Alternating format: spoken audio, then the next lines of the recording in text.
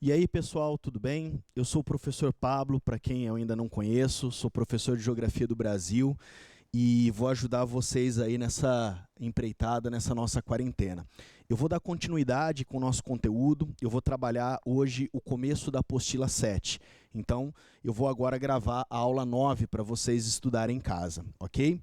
A aula 9, ela continua o assunto que a gente estava trabalhando, né, dentro da apostila 1, que é geomorfologia.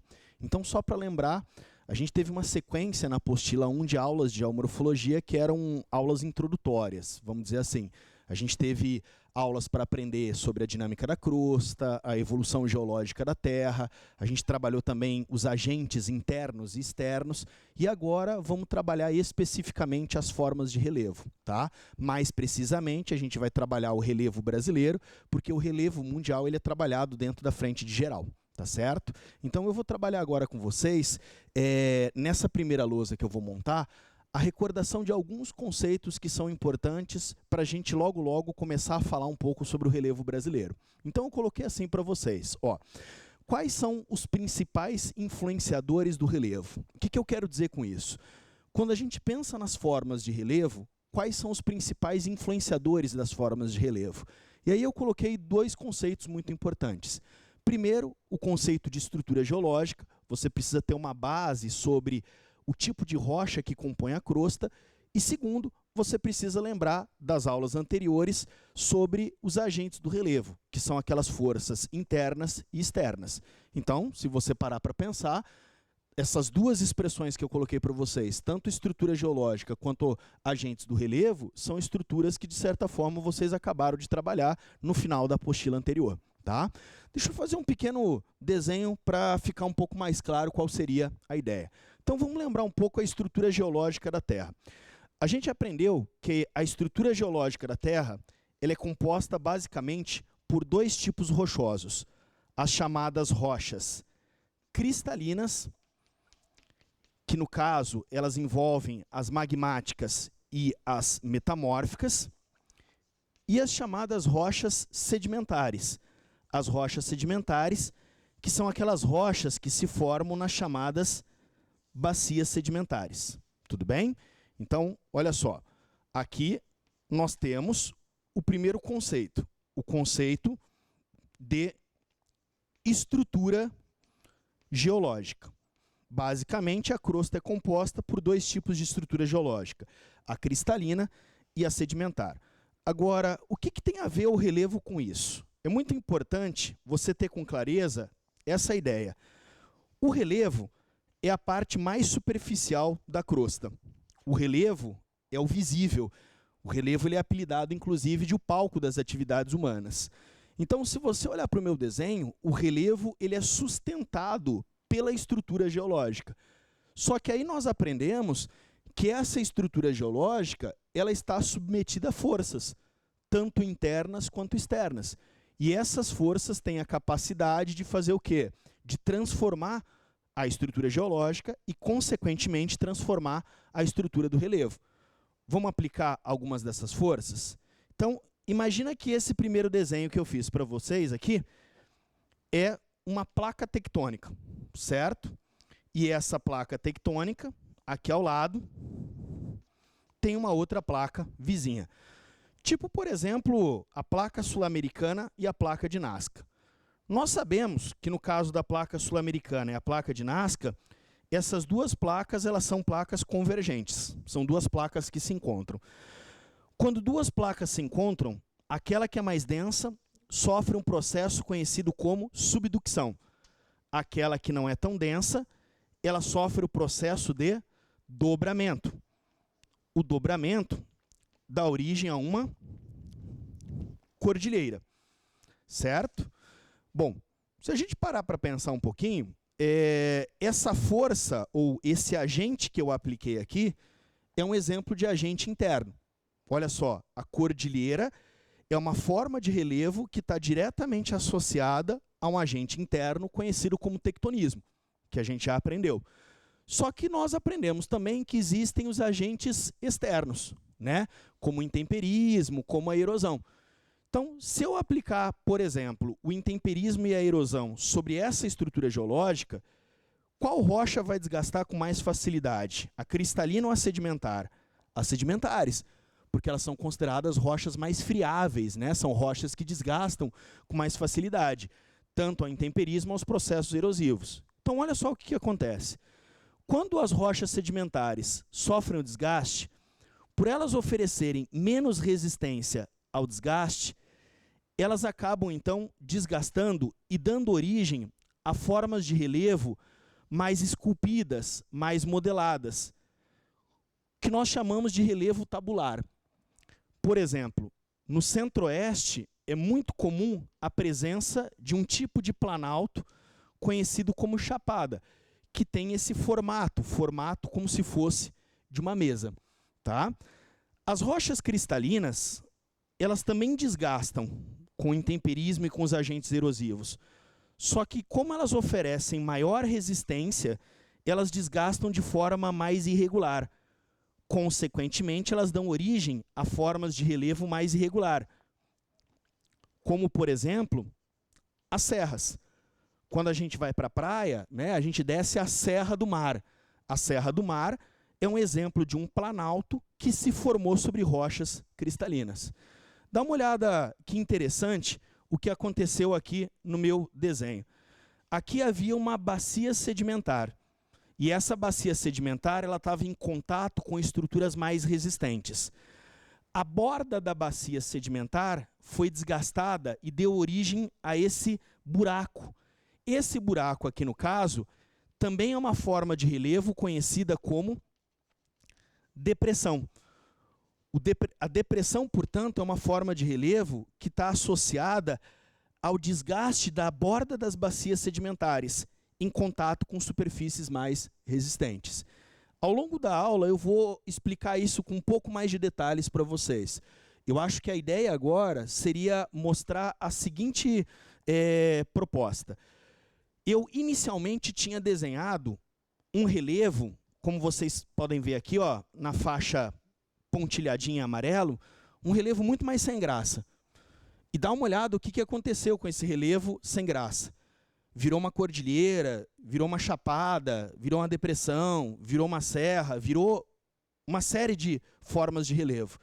A ideia inicial aqui dessa lousa é mostrar assim, como eu entendo o relevo? Eu tenho que entender essas duas coisas que estão escritas aqui em branco.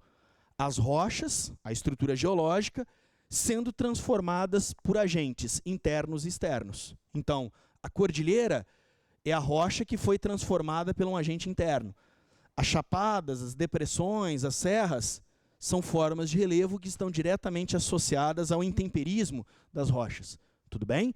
Então, aqui só para a gente entender a lógica de como funciona. Bom, a parte importante mesmo, essencial da aula, isso daqui seria a introdução, é a gente discutir a classificação do relevo brasileiro. Certo? A gente vai aprender agora alguns autores que resolveram classificar, que resolveram dar nomes às diferentes formas de relevo. Então, não foi à toa que eu fiz esse primeiro desenho, porque a partir desse primeiro desenho, a gente consegue entender mais ou menos que tipo de critério que eu posso utilizar para classificar o relevo.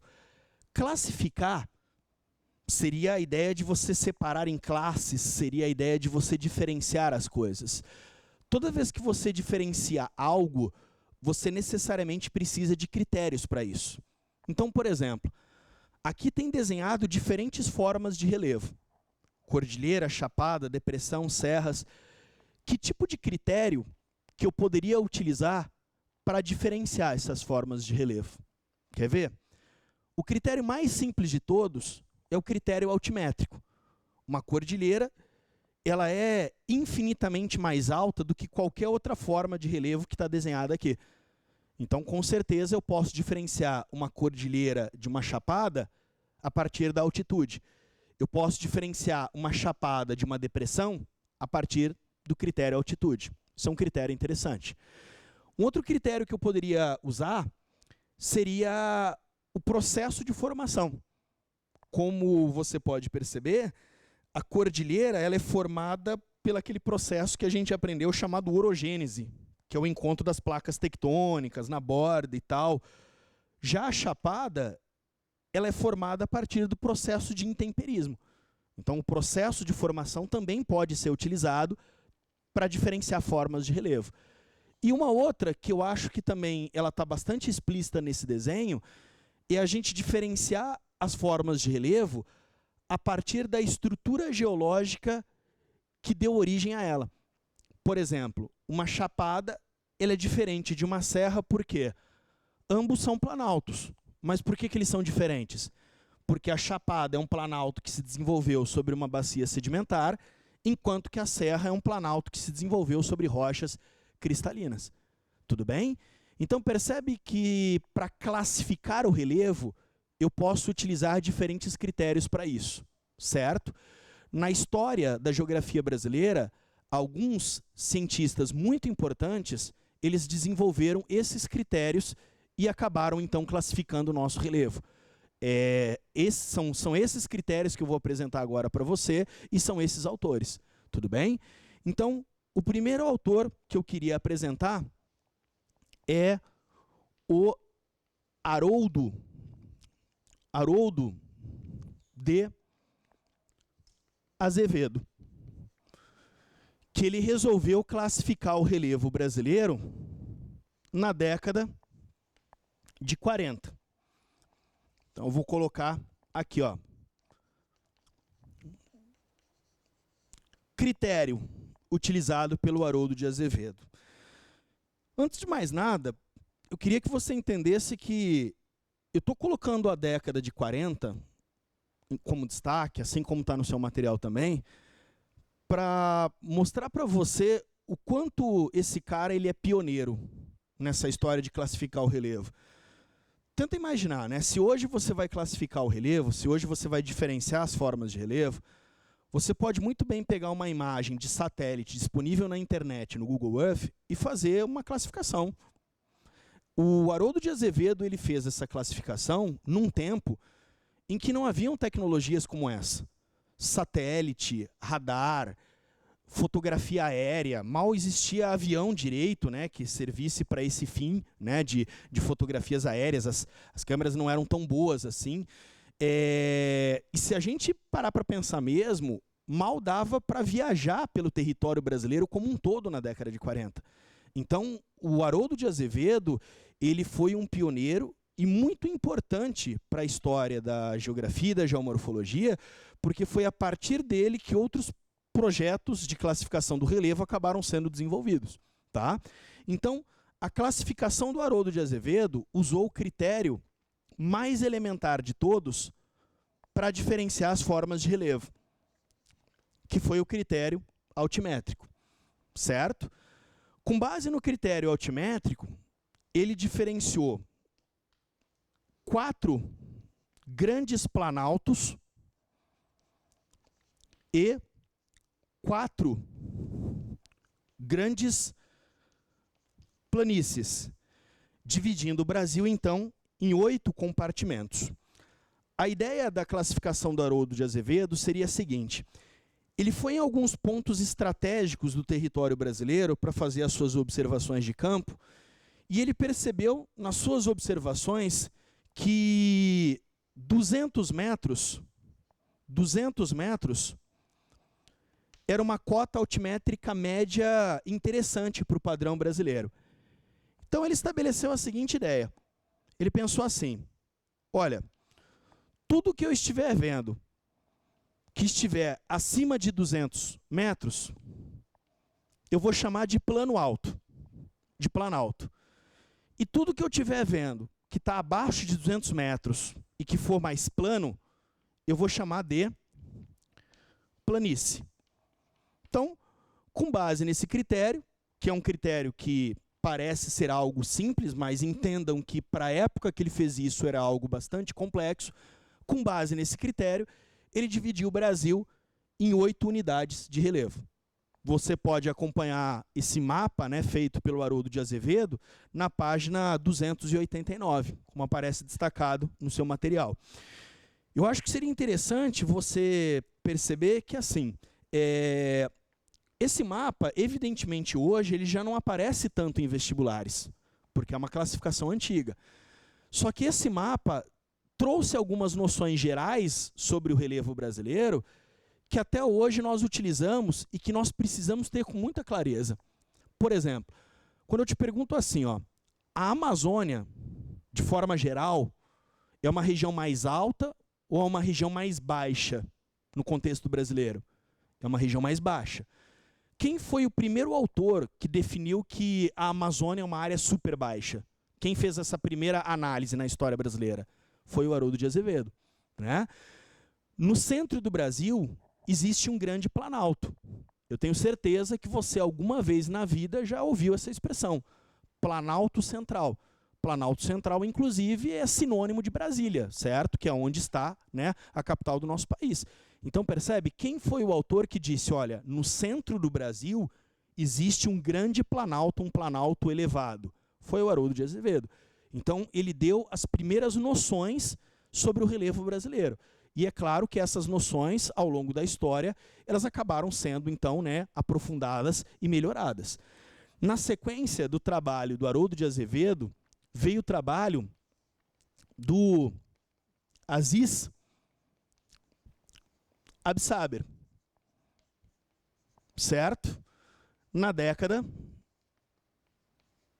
seguinte, no final da década seguinte. Então, você pode olhar aí na sequência, né? Primeiro aparece o mapinha do Haroldo de Azevedo, aí logo embaixo aparece o mapinha do Aziz Absaber. No final da década de 50, ele resolveu, então, continuar o trabalho do Haroldo de Azevedo. Ambos eram geógrafos da USP. O Aziz Absaber, ele também foi fazer um mapa sobre o relevo brasileiro numa época em que as tecnologias ainda não estavam tão evoluídas assim.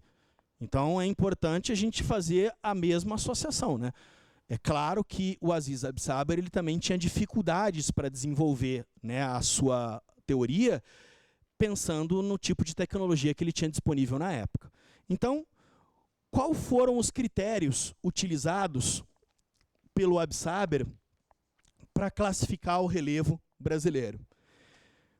O Aziz Absaber ele entende que o critério altimétrico ele é muito importante.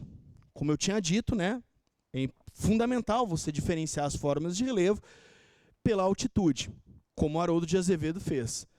Só que ele, no caso, vai acrescentar a morfogênese. O que seria a morfogênese? O processo de formação, que eu tinha comentado no meu desenho ali do lado. Uma forma de relevo se diferencia da outra por causa do processo de formação envolvido nelas. Por exemplo, a cordilheira é diferente da chapada porque a cordilheira se forma por orogênese e a chapada por intemperismo. Tá? Como assim? Dá uma olhada no meu desenho. Para o Aziz Absaber, planalto também são áreas altas. Planícies também são áreas baixas. Só que, no caso, ele vai um pouco além. Como assim? Se o planalto é uma área mais elevada, o que prevalece como processo de formação? Prevalecem processos erosivos. Ou seja, o planalto é uma área elevada que, justamente pelo fato dela ser elevada, ela está constantemente sofrendo com a erosão. Ao contrário, a planície é uma área rebaixada. E justamente pelo fato dela ser uma área rebaixada, ela constantemente está sofrendo com o processo de sedimentação. Concluindo, segundo o Aziz Absaber, planaltos são superfícies elevadas onde prevalecem os processos erosivos sobre os processos de sedimentação. Ao contrário, planícies são superfícies baixas onde prevalece a sedimentação sobre a erosão. Isso é uma informação muito importante, que diz muita coisa sobre as formas de relevo. Vamos pensar assim, um planalto está sempre erodindo Então, um planalto nunca vai ser totalmente plano, porque ele está sempre desgastando, ele sempre vai ter algum tipo de irregularidade. Ao contrário, uma planície, ela está sempre recebendo o depósito de sedimentos. Portanto, a planície ela sempre vai ser plana, porque a sedimentação vai fazer com que as superfícies acabem se aplanando, né? Deixa eu ver se eu consigo ser um pouco mais claro. Imagina essa ideia aqui, ó. Eu tenho uma superfície baixa toda irregular. Por quanto tempo que vai demorar essa irregularidade? Essa área mais alta vai desgastar. O sedimento vai cair nessa área mais baixa. Então, não vai demorar muito para essa área mais baixa ela acabar ficando aplanada. Por isso, todas as planícies elas são aplanadas. E todos os planaltos apresentam algum tipo de irregularidade.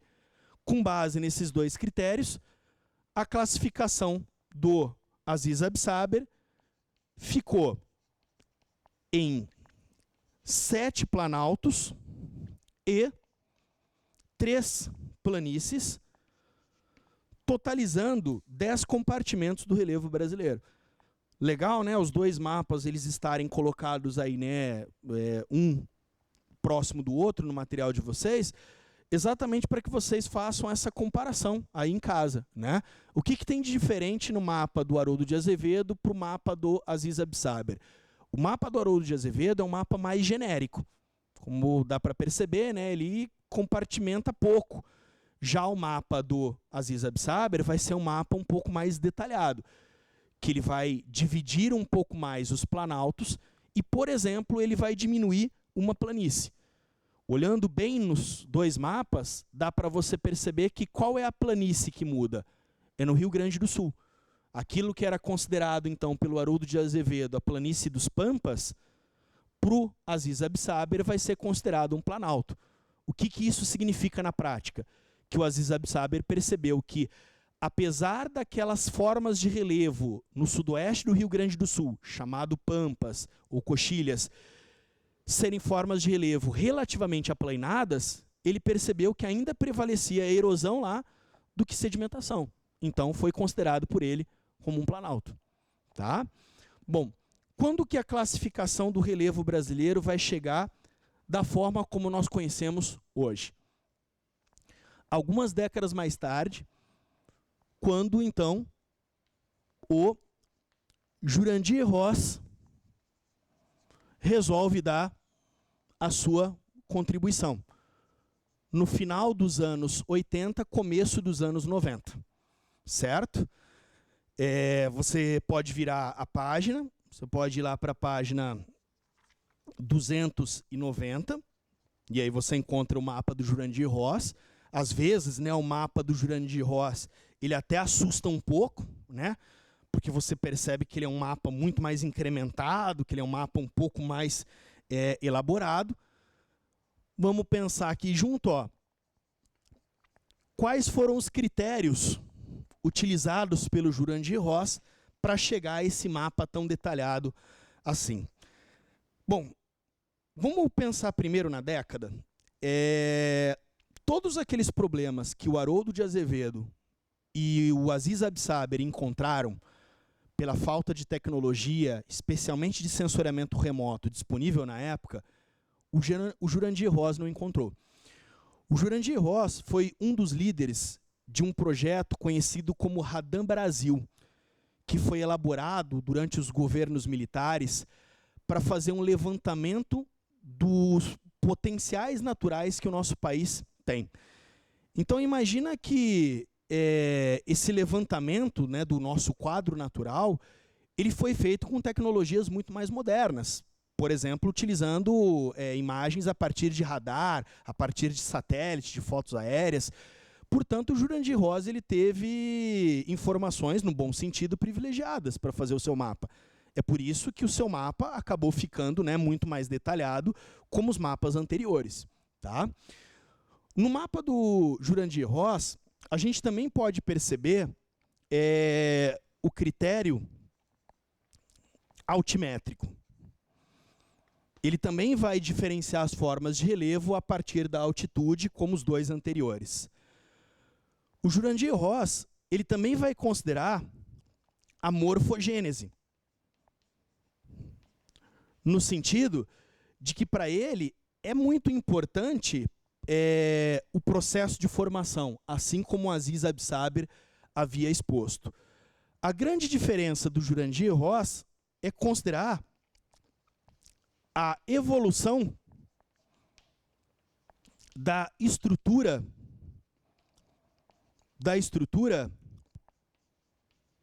geológica. Vamos lá na primeira lousa. Evolução da estrutura geológica. Em outras palavras, como a estrutura rochosa da crosta evoluiu ao longo da história da Terra. Entendendo que ao longo da história da Terra, muita coisa aconteceu, pelo que a gente viu em aulas anteriores. Intenso magmatismo, intenso tectonismo, mudanças climáticas severas por causa de glaciações. As rochas se comportaram de formas absolutamente diferentes por conta de todas essas transformações. Essas transformações, esses processos, o Jurandir Ross vai considerar na formulação do mapa dele. Consequentemente, olha o que acontece. Ele vai lá e identifica 11 planaltos. Você pode ir acompanhando aí no mapinha. Ele identifica 11 depressões, que, por exemplo, é uma forma de relevo que os outros autores anteriores desconheciam. E ele vai identificar 6 planícies, totalizando 28 compartimentos do relevo brasileiro.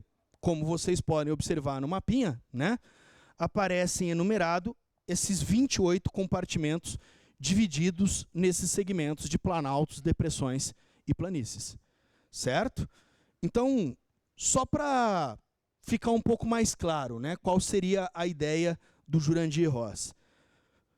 Quando você lê lá, ó, planaltos em bacias sedimentares, olha para o meu desenho. A Chapada é um planalto que foi esculpido em bacia sedimentar. Planalto e coberturas residuais de plataforma. Esse tipo de planalto ele mescla a estrutura cristalina com a estrutura sedimentar. Planaltos em cinturões orogênicos e núcleos cristalinos arqueanos. Esses planaltos são planaltos que estruturaram-se sobre rochas cristalinas. Então, como vocês podem perceber, são planaltos do tipo serra. Repara, o que o Jurandir Ross está querendo nos dizer com a classificação dele? Que uma forma de relevo ela pode ser diferenciada pela sua altura, tipo uma chapada e uma depressão. Ela pode ser diferenciada pelo seu processo de formação, tudo bem? Tipo uma chapada e uma depressão. E ela pode ser também diferenciada, aí no caso, pelo tipo de rocha que está embaixo dela. Tipo uma chapada e uma serra, por exemplo. Tá? Então, só para a gente concluir isso daqui. Um planalto prevalece sempre a erosão. Uma planície, que não está desenhada aqui, já já eu vou te mostrar o que seria uma planície, prevalece sempre a sedimentação. E a depressão? A depressão é um buraco. A depressão é um longo processo erosivo que deu origem a ela. Tudo bem? Então são os processos de formação, no caso, envolvidos. Tranquilo?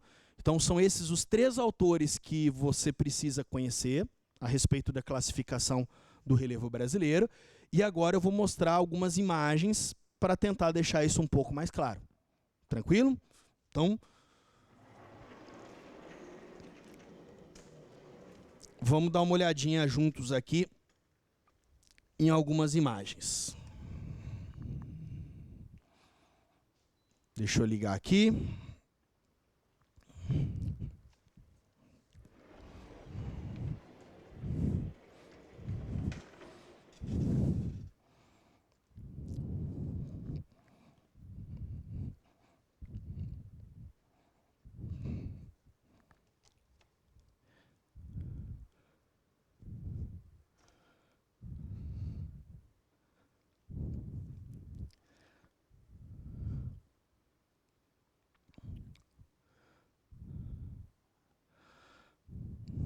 Bom,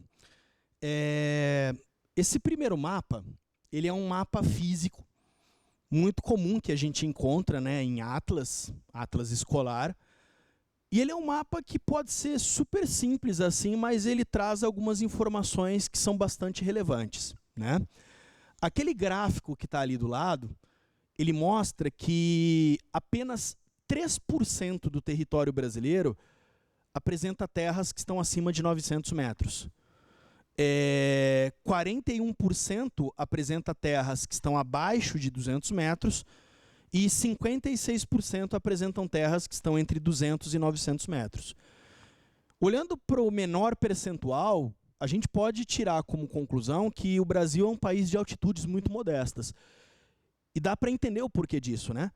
Porque o Brasil está posicionado numa porção mais central da placa sul-americana. Então, por muito tempo, prevalece no Brasil muito mais agentes exógenos do que endógenos. Consequentemente, a gente pode dizer que o território brasileiro foi intensamente desgastado. Por isso que as altitudes elas são altitudes relativamente modestas, né? Esses pontos que aparecem em escuro, né, que são os pontos com as terras mais elevadas, quando eu olho aqui pertinho eles, está escrito o nome do monte de serra. Então, olha aqui para o meu desenho. O que é uma serra? Serra é uma forma de relevo mais difícil de ser desgastada. Então, entende? O que é alto no Brasil? Serra é alto exatamente porque são estruturas cristalinas que tiveram dificuldades para ser desgastadas, né? A nossa aula, ela começa com esse mapa, né? E eu só agora estou falando desse mapa para você. Esse é um mapa sobre a estrutura geológica brasileira. Acho que você entendeu no final da aula que esse mapa ele foi fundamental para o Jurandir Ross fazer o mapa dele. Partindo de qual princípio? Se você quer falar como é uma forma de relevo, entenda primeiro o que está por debaixo dela. São as rochas. Então, olha só. O Brasil tem extensas bacias sedimentares. O Brasil tem faixas de dobramentos, que está em amarelo, que são dobramentos muito antigos, que no caso são dobramentos do pré-cambriano. O Brasil tem coberturas sedimentares relativamente antigas. E o Brasil tem os crátons. O que são os crátons? São as estruturas mais antigas que aparecem no nosso território. Tranquilo? Então, as formas de relevo brasileiro, elas se estruturaram basicamente sobre rochas sedimentares e isso daqui tudo, rochas cristalinas, como eu tinha feito nesse primeiro desenho para você. Tá? Aqui estão as duas classificações pioneiras do relevo brasileiro. A do Haroldo de Azevedo, como eu tinha dito, que é uma classificação, vamos dizer assim, um pouco mais genérica. Repara que ela divide em compartimentos muito maiores, né? Tipo, planície amazônica, planície costeira. Dá uma olhada. Para ele, a Amazônia inteira era uma área super baixa, o Planalto Central era uma área super extensa e tal. Vem o Aziz Absaber e ele compartimenta um pouco mais esses planaltos, dá uma olhada, ele compartimenta um pouco mais esses planaltos. E aqui, a diferença que eu tinha comentado. Para o Haroldo de Azevedo era uma planície, essa parte aqui. Para o Aziz Absaber, isso vai ser considerado um planalto. Por isso, a mudança de número que eu coloquei na lousa. E aí vem a classificação do Jurandir Ross. Dá uma olhada. Ela vai dividir em planaltos, depressões e planícies. No caso, o mapa que você tem na apostila é um mapa que está muito mais detalhado, porque é um mapa que separa esses planaltos em bacias sedimentares, em planaltos em cinturões orogênicos, mostrando que nem todos os planaltos são iguais, né? Que os planaltos eles se diferenciam por causa daquele terceiro tópico que eu coloquei ali, por causa da evolução da estrutura geológica. Agora, vamos dar uma olhada nessas formas de relevo? Dá uma olhada. Eu trouxe aqui uma foto de um planalto no horizonte, né? Quando você olha para essa foto, claramente você consegue perceber que ela é uma superfície mais irregular ou regular. Irregular. E por que ela é uma superfície irregular? Porque prevalece erosão sobre sedimentação.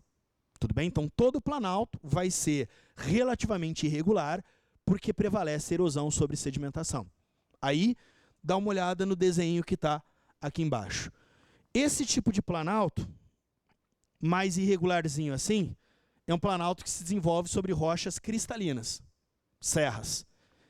Esse planalto que está numa forma um pouco mais esculpida, modelada, tipo chapada, é um planalto que se desenvolve predominantemente sobre rochas sedimentares. E repara como é fácil de perceber isso na paisagem. Olha só, na próxima aula a gente vai falar sobre o Pico da Neblina. Ele tem aproximadamente 3.000 metros, fica em Roraima, né? Olha o formato dele, dá uma olhada, né, o tamanho, a altura dele. Com certeza você olha para esse tipo de relevo e você deduz o quê? Que isso é uma estrutura geológica muito resistente, que não foi facilmente desgastada. Tá? Dá uma olhada a outros exemplos de serras. Serra da Canastra, Serra dos Órgãos, Serra do Caparaó. Nunca as serras são iguais. Por quê? Porque o processo de desgaste delas é muito irregular por se tratarem de rochas muito resistentes. Então você nunca vai encontrar, como você pode perceber nas 3 fotografias, uma serra que tem o mesmo formato, exatamente porque ela é estruturada por rochas muito resistentes. Agora, é completamente diferente do que a gente vai encontrar nas chapadas. Tá? Então dá uma olhada no caso de uma planície. A planície ela é uma estrutura de relevo, como você pode observar, extremamente aplainada, diferente do planalto. Por que a planície ela tem esse formato aplainado? Porque, está escrito aqui embaixo, prevalece sedimentação ao invés de erosão.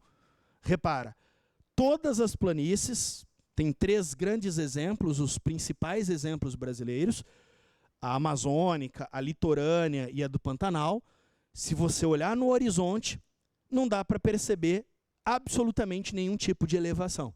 Todas as planícies são absolutamente planas, porque prevalece processo de sedimentação ao invés de erosão. Tudo bem?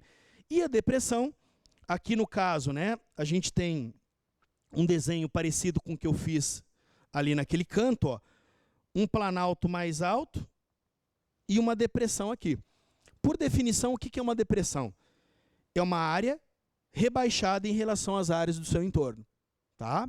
Então, voltando aqui no meu desenho, ó, uma depressão é uma área rebaixada em relação às áreas do seu entorno. Como que uma depressão ela se forma? Por um longo processo erosivo. Olhando para a minha foto, uma depressão, ela no caso, não vai ser nem, vamos dizer assim, plana, nem irregular. Nós podemos dizer que, no caso, uma depressão é uma superfície de que tipo? É uma superfície aplainada. Tudo bem? E aí, eu queria mostrar uma outra forma de relevo, que na próxima aula eu vou aprofundar um pouco melhor, que é o relevo de cuesta. Dá uma olhadinha aqui no meu desenho. Nessa transição de uma depressão para um planalto, às vezes existe um paredão abrupto assim, ó, chamado de relevo de cuesta. No caso, aqui acontece claramente isso no interior de São Paulo. Uma depressão, uma área aplainada, como eu acabei de mostrar, e indo em direção ao planalto, forma-se a cuesta. A cuesta, ela tem um fronte escarpado. O que significa isso? Um paredão abrupto. E ela tem um reverso suavizado.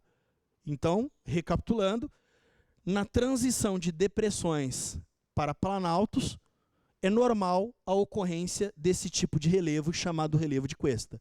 E fica tranquilo que na próxima aula eu aprofundo um pouco melhor essa forma de relevo. Tudo bem? Vamos dar uma olhadinha então nos exercícios da aula, para a gente fechar direitinho?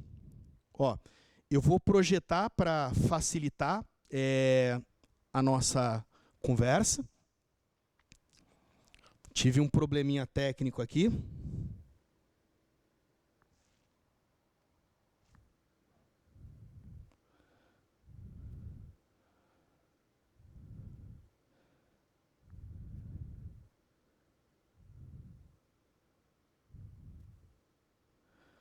Vamos lá, vamos ver.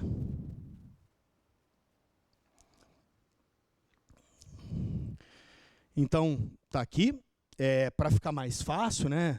Eu vou lendo aqui na minha apostila, junto de você.